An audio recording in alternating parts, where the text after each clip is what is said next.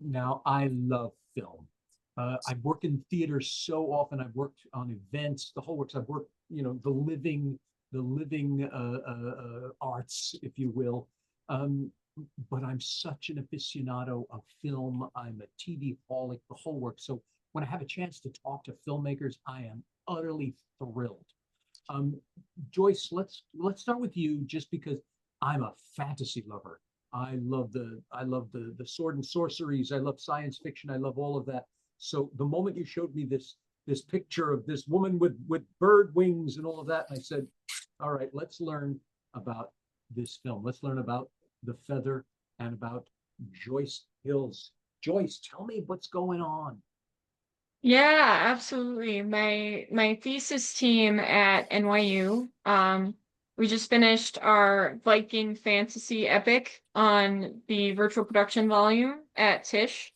We were part of the inaugural cohort, and we got to have axes and prop axes and wings and chainmail and all kinds of cool stuff on the volume. We built all of our environments ourselves. We incorporated both real artifacts from like Viking excavated sites and fantasy elements into the film. And now we're finishing up post-production and getting ready for the festival circuit. That's excellent. That's excellent. So you had like these are replicas of Viking artifacts that you had? Yeah, so what we had is we had a cultural advisor. He was also the advisor on A24's The Northman. And he corresponded with us to share resources and facts and pictures of things that had come from Viking artifacts. And he shared with us a really cool brooch of a swan that was taken from a site, I think in Burka. Um, and we were able to sort of scan that and turn it into a 3D object that we put up on the wall, up on the LED stage. And we had that in the background of our first scene. That's just one example of what we were able to do. And it was a really cool dream sequence. So we had insane special effects makeup, hair. It was awesome. We had people who were blue. We had people who were like trolls and giants. Um, yeah. Yeah, the film is about this married chieftain, husband and wife, and they get a prophecy that they're both going to die in battle, and only one can go to Valhalla.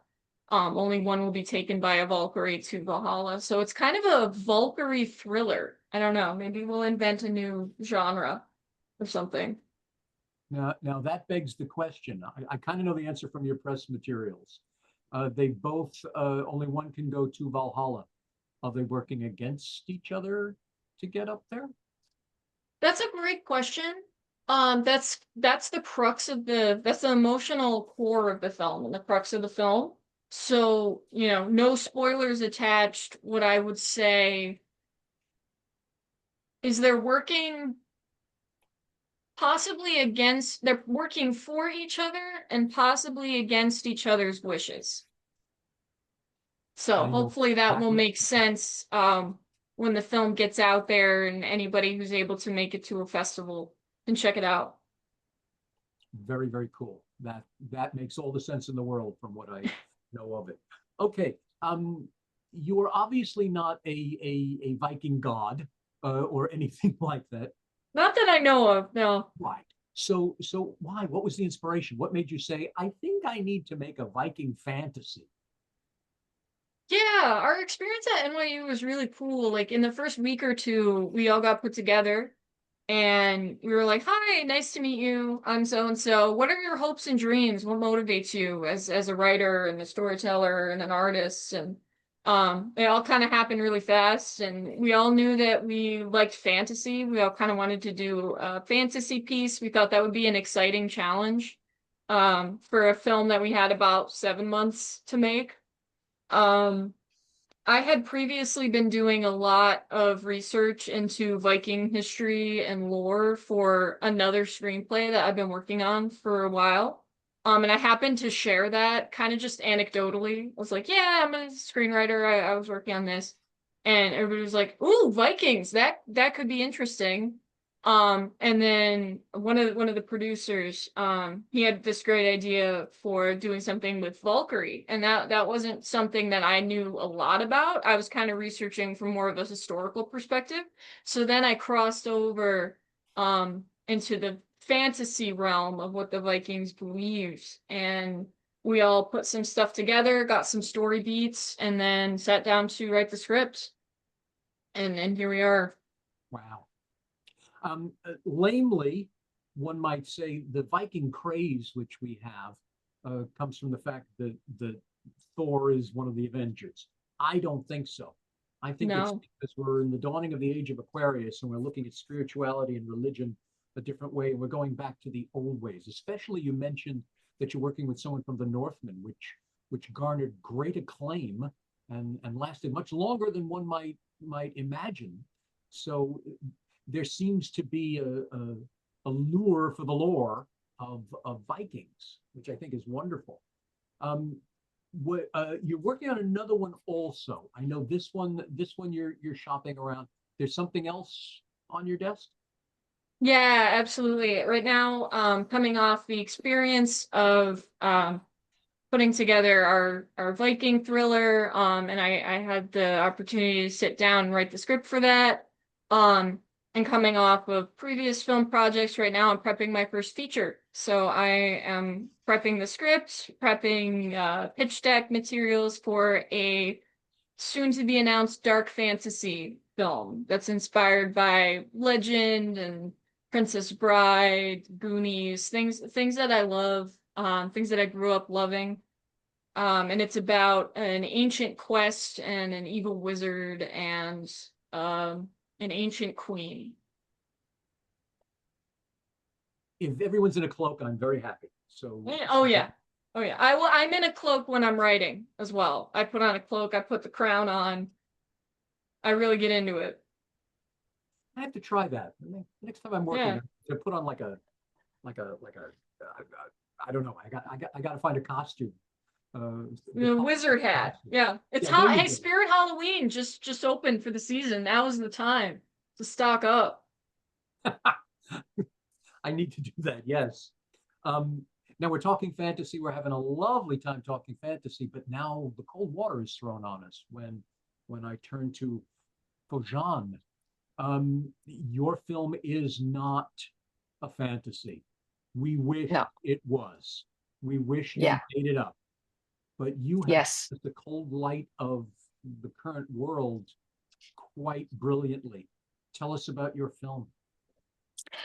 My film is actually political drama. We can say psychological, a thriller, which is about the recent uprising in Iran, about women life freedom. It's the story of a mother. Actually, it's loosely on factual events that already happened there. I wish it was a fantasy. I wish that I could say that I made it up and it's like a world that nobody knows about, but it's actually something that's happening daily to the people of Iran. And the story is about a mother who lost his son in the protests, the Women Life Freedom protests. And it's actually we call it back home, we call it an apartment drama because it only, everything is only happening within four walls of an apartment. Her life, I mean, not to spoil anything, but her life kind of changed when a very deranged man walks into her home.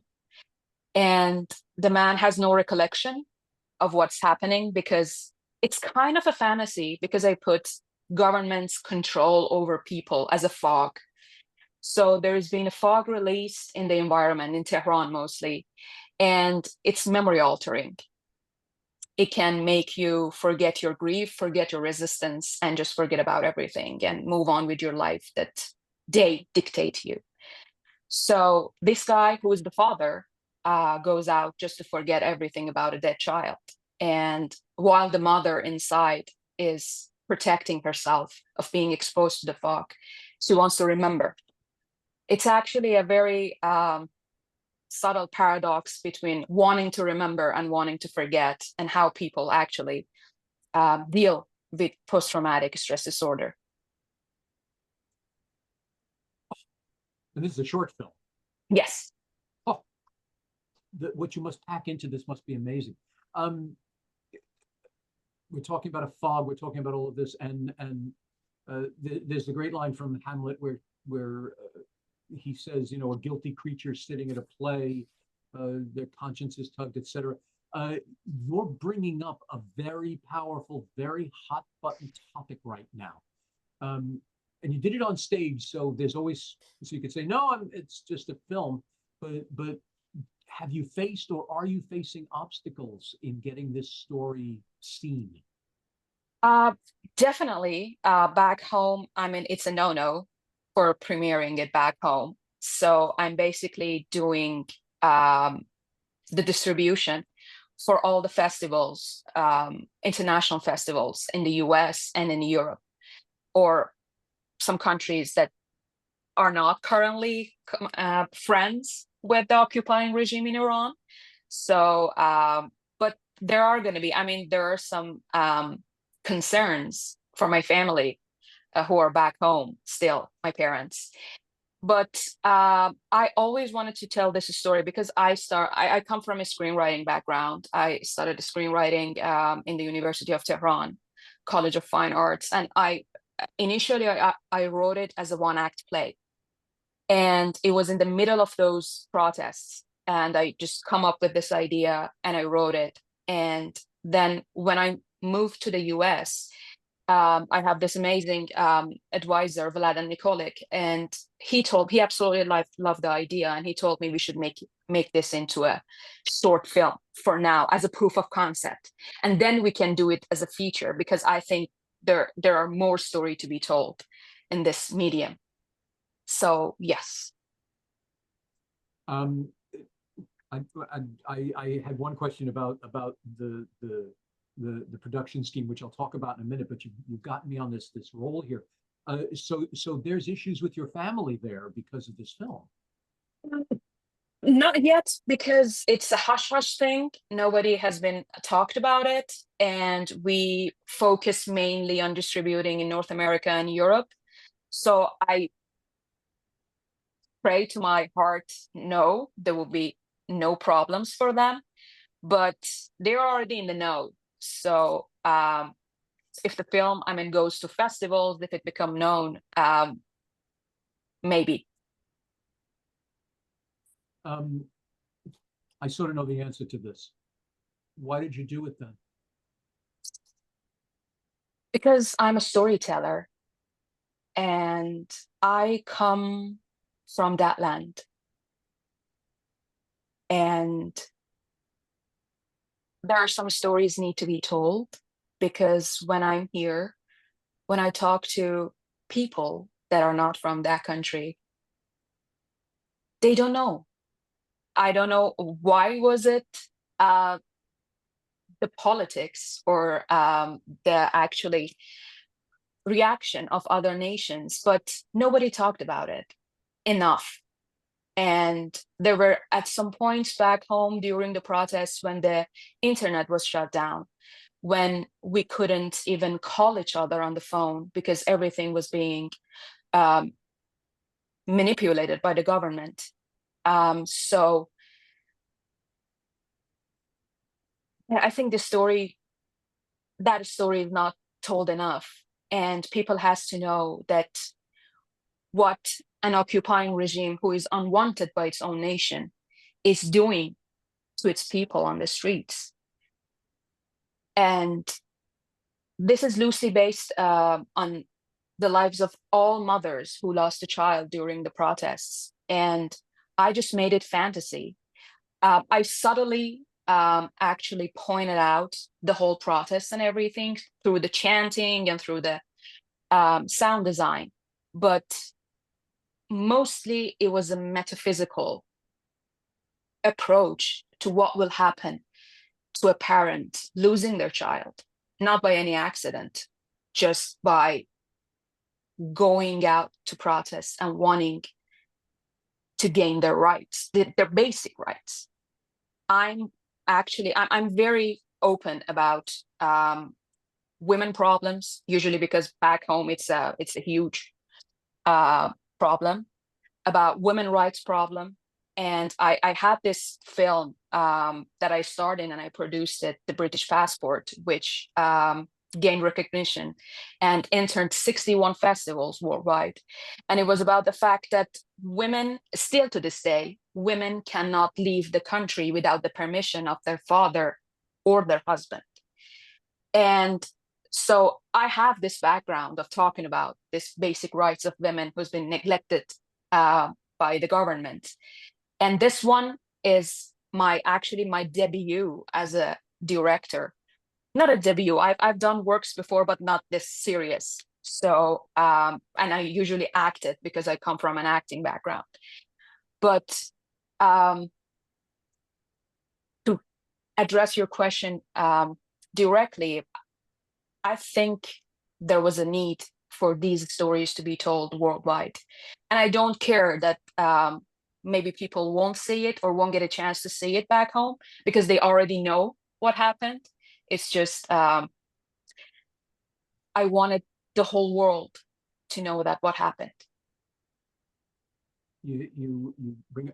I laugh at me. I figured that was going to be your answer. There's two kinds of individuals, even in the arts. They're the ones that say, "Oh, I don't want to do that because I'll get in trouble," like we all said when we were 6.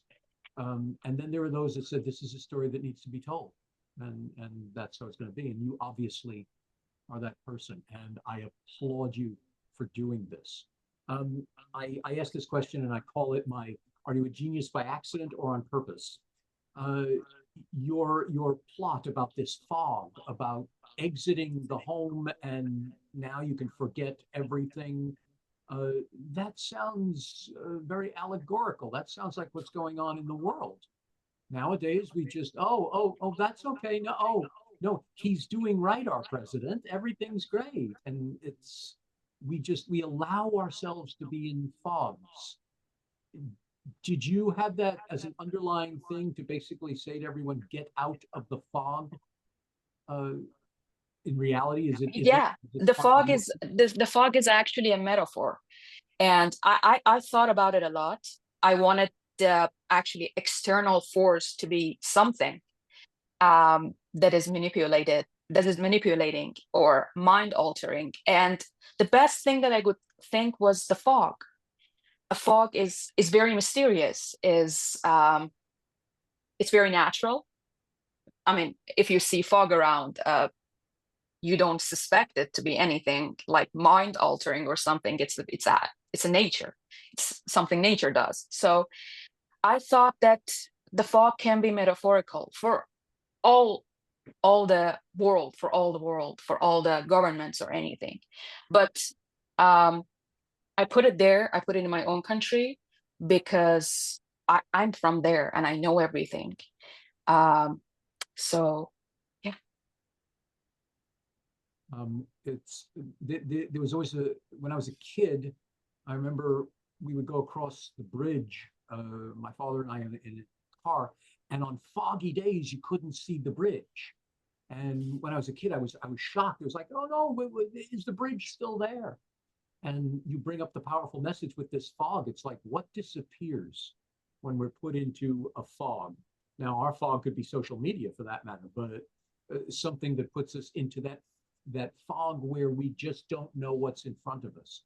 And I think your film is hitting something really hard and really timely and really excellently. And I give you such props for doing it. Wow. Thank you. Joyce, I'm asking you the same question because you have a war motif going on in yours. We have a little war parable in here that you have two obvious warriors. When someone says Viking, no one thinks flowers. They see beards, they see weaponry, they hear screaming and all of that. So you have these two powerful Vikings, but they love each other, and there might be something more underlying there. So you almost have this amid the war, can we achieve peace sort of story. Was that in there, or did you sit back and look at the dailies and go, wow, I have an allegory going on here? I think I'm a big believer that when you put work into the world, whatever the impression of it is as valid as your own. So I can only speak to like the meaning that I found, and I found it in the script. I'm all about defiance and decision. So that was the meaning of the story for me.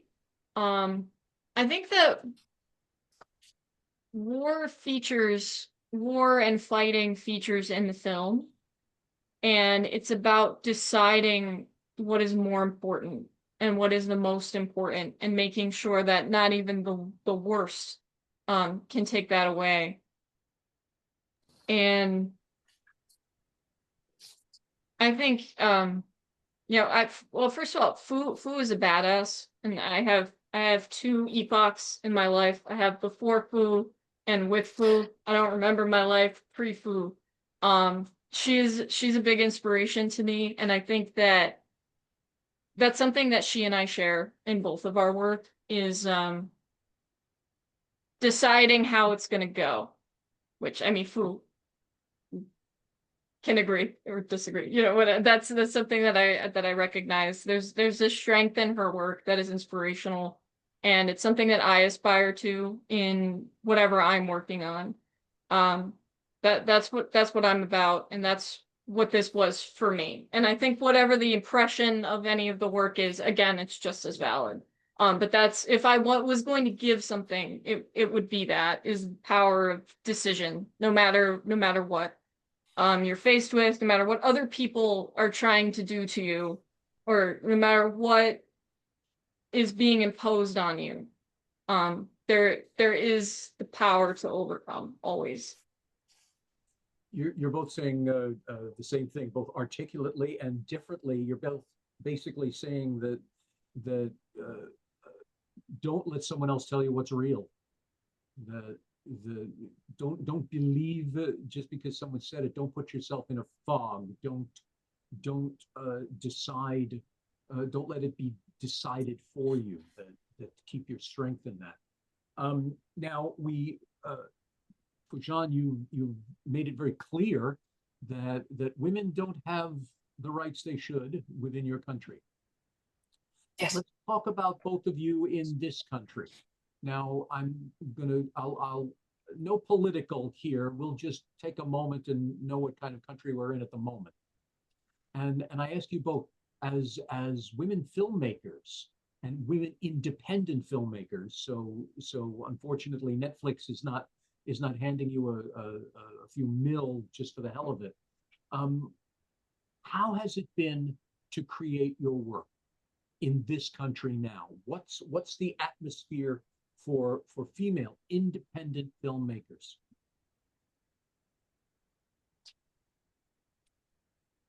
That good, huh?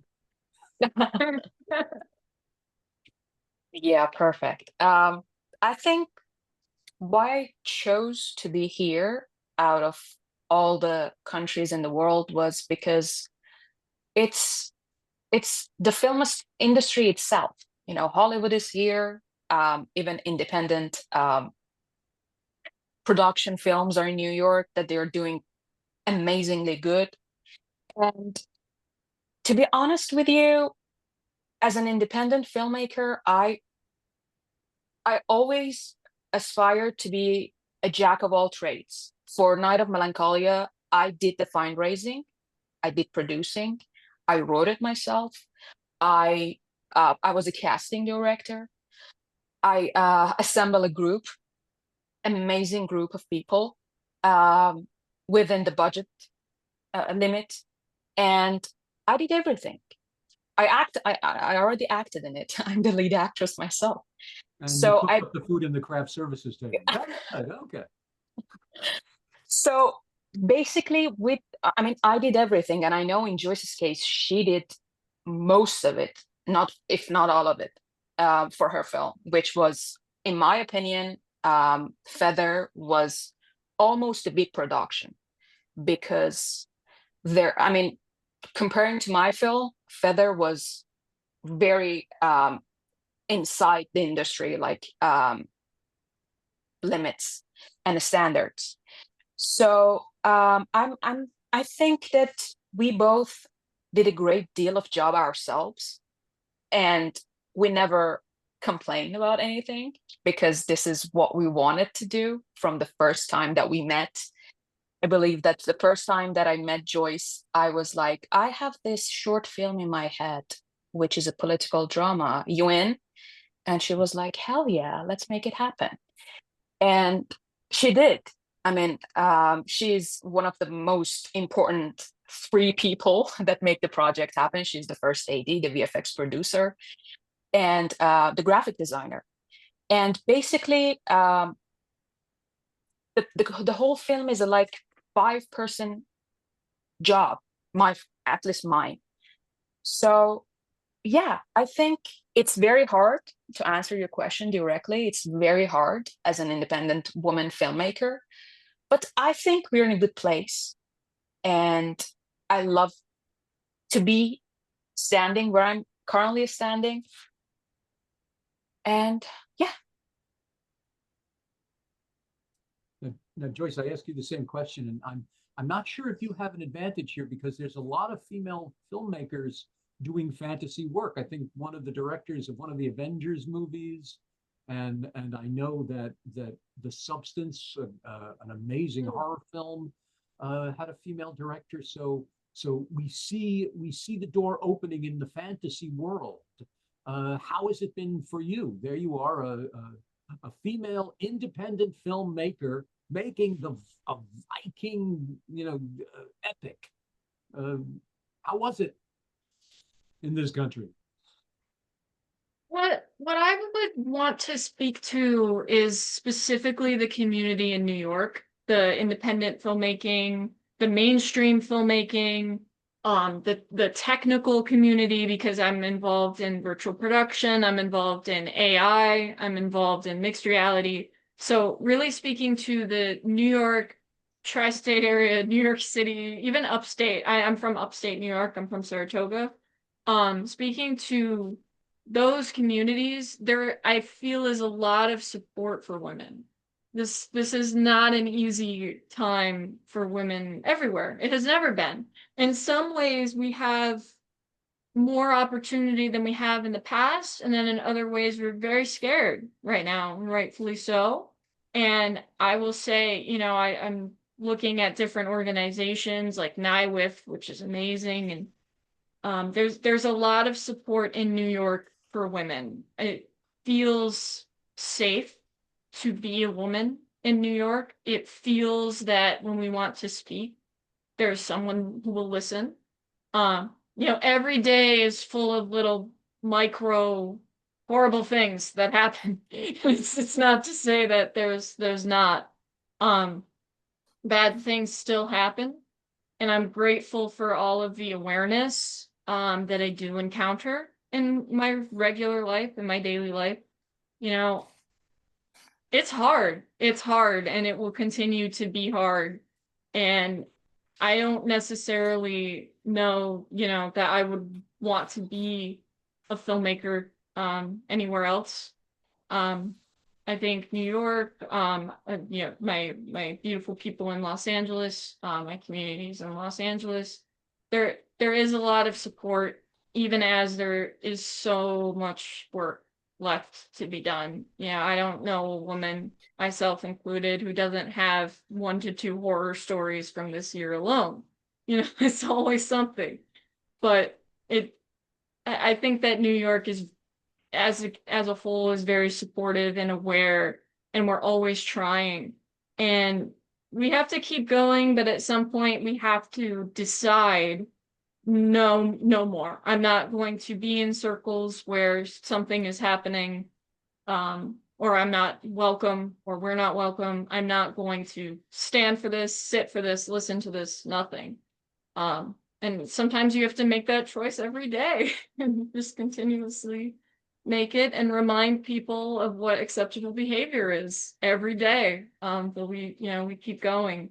And I think that New York is a great place to be and is a great place to be creating as a woman. And we continue to make our community stronger and more equitable. Bravo, well said. And I think you were giving a nod to your partner there, because her film alone right there is saying, I'm not going to stand for it any longer. So you're both on the same page, and that's ironic because you're working on her film, you know her 100 years. This is lovely. There's a community right here. Now you're not showing yet, but how can people learn more about your movies? Where do they go? What website? What site? What do they do? For The Feather, follow us at The Feather Film on Instagram. We'll be posting all of our updates there. Cool things to come. And for myself, you can follow my super secret TikTok account. It's _twisted_wizard. And you can also follow me on Instagram at my name is Joyce Hills. Well, that's an easy one right there. Yeah, that one's easy. And where can we learn more? Yeah, mine is not going to be that easy. For A Night of Melancholia, you can follow us on the Instagram page. We post stories, we post our updates there. It's Night of Melancholia, so it's not that hard. For my own films, I have a website from all the things that I've done that I put up there, fougharib.com, FOUGHARIB.com, which is my personal website. And my Instagram is actually Foujeanne in French, which is FOUJEANNE. That's why I'm saying it's very hard. But yeah, we post updates, we post our work. I have a reel up there in my website that people can just look at what I've done so far. Yeah. Excellent. And may they not have to travel very far. May they suddenly start seeing you in listings at various festivals and beyond. Thank you both so much. This was quite enlightening, and I'm really thrilled for you. And you fed my love of film even more by hearing about these two very brave pieces. And I wish you a lot of luck. And I can't wait to be in the audience when it's showing somewhere here in New York, or I can get to wherever it's showing. And I wish you both, Foujeanne, especially you and your family, safety and acceptance of this and understanding. And both of you, I wish you nothing but success. Thank you. Thank you so much. Thank you so much. Thank you.